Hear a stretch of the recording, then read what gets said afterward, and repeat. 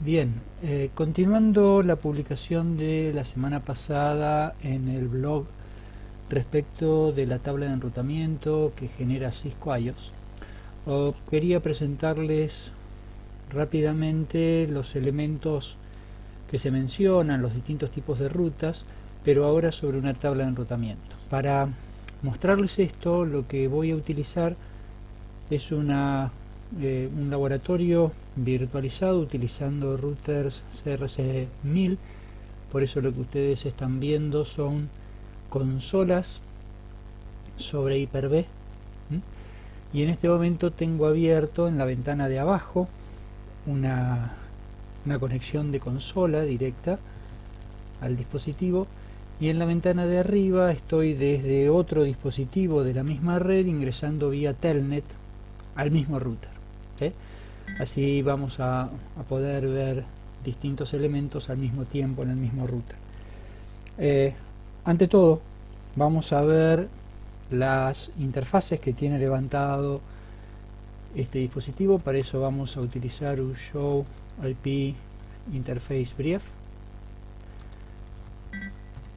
para tener con claridad cuáles son las interfaces. Acá lo que podemos notar es que están levantadas en este momento las interfaces Ethernet 1 y 2, que están configuradas cada una con su IP y están up. Y por otro lado tenemos una interfaz de loopback que es la 2.2.2.2, que también se encuentra operativa. Vamos entonces ahora directamente en la consola a ejecutar un show IP route para ver la tabla de enrutamiento de este dispositivo, y acá nos vamos a quedar centrándonos en los componentes de esta tabla de enrutamiento. Como toda tabla de enrutamiento en iOS, la primera parte es una descripción de los distintos códigos que identifican las distintas fuentes de información para constituir la tabla de enrutamiento. El Gateway of Last Resort, o es decir, la ruta por defecto. Aquí no hay una ruta por defecto definida, de ahí que aparece is not set. Y a continuación tenemos las rutas. Acá básicamente nos está diciendo tenemos tres redes: la red 2, que está, de la cual tiene dos subredes, la red 172.16.00/16, de la cual encuentra tres subredes, y la red 201.10/24, de la cual también encuentra tres subredes. Acá tenemos distintos tipos de rutas, los tipos de rutas a los cuales aludía en el post de la semana pasada. Por un lado, identificadas con la letra C, si la buscamos arriba, identifica las redes directamente conectadas. Son las redes directamente conectadas. En este caso, la 2.2.2.2 está directamente conectada a la loopback 0, y si revisamos en nuestras interfaces, corresponde a la loopback 0 propia de este router. En segundo lugar, cuando ahora voy a interfaces no lógicas, la loopback es una interfaz lógica, voy a interfaces físicas, tengo dos interfaces físicas, la Gigabit 1 y la Gigabit 2. La Gigabit 2 está en la red 172.16.2.0/24. Fíjense, cuando voy a la tabla de enrutamiento, tengo como directamente conectada, identificada con la letra C, la 172.16.2.0/24, que está directamente conectada a la Gigabit 2, lo cual se corresponde con lo que nos mostraba el Show IP Interface Brief. Pero también me aparece identificada con una letra L, la 172.16.2.1/100/32, que si me fijo en el listado de las interfaces, eso se corresponde a la dirección IP que tiene asignada la interfaz física.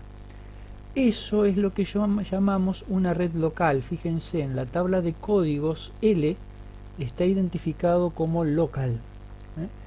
estas rutas identifican las direcciones IP asignadas a las interfaces del propio dispositivo. Este tipo de rutas aparecen en dispositivos iOS a partir de iOS 15.0 hasta iOS 12.4. Estas rutas estaban implícitas pero no estaban visibles en la tabla de enrutamiento. iOS 15.0 las hace visibles en la tabla de enrutamiento. Por eso, por cada interfaz física que tengo en el dispositivo, volvamos, insisto, la Gigabit 1 y la Gigabit 2, yo tengo dos rutas en la tabla de enrutamiento. Fíjense que lo mismo pasa con la Gigabit 1, ¿sí? Tengo la ruta local hacia la dirección IP de la propia interfaz, que se declara como directamente conectada, pero se llama local porque está dirigida a la propia IP de la interfaz física, y la ruta directamente conectada que declara la porción de red que está asociada a esa interfaz. Acá estamos viendo la Gigabit 1 y por lo tanto es la 201.10/30, esa es una interfaz punto a punto que conecta dos dispositivos, ¿sí? Esa es la distinción entre las redes directamente conectadas. La directamente conectada identifica el segmento de red y la red local que identifica propiamente la dirección IP del mismo dispositivo. Al margen de esto, en este caso estamos corriendo RIP nada más en esta topología, así que tengo rutas identificadas con una letra R. Si la busco entre las referencias de más arriba voy a encontrar que R identifica RIP, no identifica versiones, identifica solo el protocolo. En este caso estoy corriendo RIP versión 2, pero bueno, eso no se identifica. Y para las rutas aprendidas por el protocolo de ruteo, lo mismo que para las rutas estáticas, acá no hay rutas estáticas en este dispositivo, por eso no aparecen, me aparece el segmento de red destino. Por ejemplo, tengo otro segmento de la red 200, la 201.14/30, a la cual llego a través de la Gigabit 1, ¿sí? Esto lo estoy aprendiendo por RIP y esto lo sé por la R que está sobre la columna de la izquierda, con una distancia administrativa de 120. Recuerden, la distancia administrativa no identifica el protocolo, identifica la confiabilidad de la información. Si bien en iOS cada protocolo tiene asignada una distancia administrativa por defecto, pero esa distancia administrativa se puede cambiar. Lo que identifica el protocolo es la columna de la izquierda, la R. 120 es la distancia administrativa y en este caso, como se trata de RIP, la métrica 2 me indica que está a 2 saltos.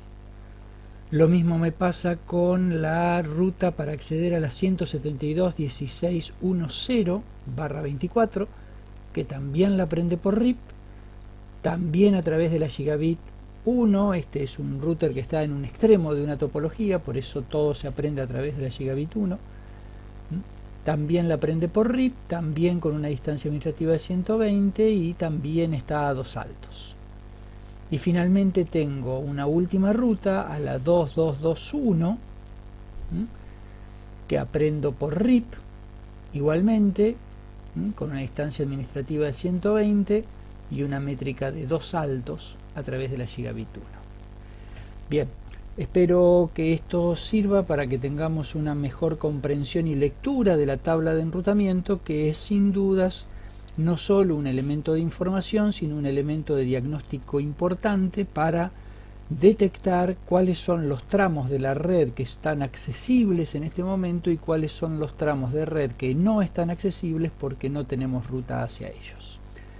Muchas gracias y espero que nos veamos en un próximo video.